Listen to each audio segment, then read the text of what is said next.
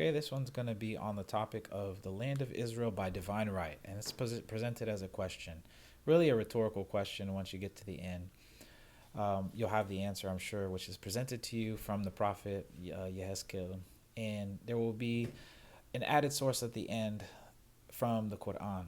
So this write-up is really a paraphrase from a question and answer that the Rabbi Yeshayahu Leibowitz of blessed memory did. And he was questioned by a Jewish guy who basically is saying the land of Israel was given to us by divine right. And this is written in the commentary by Rashi, for example, on the Torah. And there's many references to this idea that the land of Israel is the Jewish people's by divine right.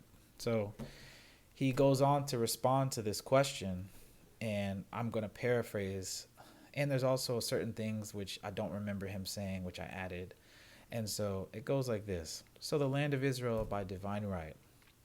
We'll start with the verse in Vayikra, or in Leviticus 25:23. For the land is mine, for you are strangers and sojourners with me. So the Creator, God Hashem, he took the land from the Canaanites and gave it to Israel. He took the land from Israel and gave it to the Babylonians, then to the Persians, then to the Romans. He took it from the Romans and gave it to the Arabs. He took it from the Arabs into the Crusaders, took it from the Crusaders and gave it to the Mamluks. He took it from the Mamluks, then gave it to the Turks, then the British, etc. No one has any right to any land from a biblical perspective.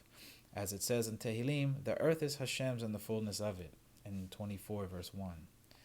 So some Jews like to counter this with, well, God gave us the land and it's ours by right, by divine right. But that last part of that phrase is their addition, not from the Torah. In the prophet Yehezkel, it states the following. This is the book of Ezekiel.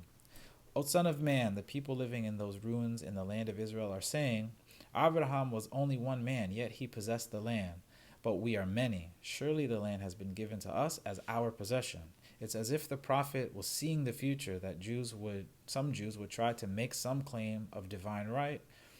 And they were reminded in the next verse, therefore say to them, this is what Hashem says, since you eat meat with the blood still in it, and look to your idols and shed blood, should you then possess the land? As a rhetorical question. It goes on to say, you rely on your sword. You do detestable things, and each of you defiles his neighbor's wife. Should you then possess the land? This rhetorical question coming with an obvious answer of no. Now, how about the Quran? Because a lot of Jews, not all, but a lot of them, particularly Zionists among the Hasbara circuit, they like to say, well, the Quran promises it references the promise of the land to the Israelites. And so therefore, even the Quran, it says that that's the land of the Jewish people. However, they fail to read the verse, chapter 2, ayah 124, where it says, my covenant is not extended to the oppressors.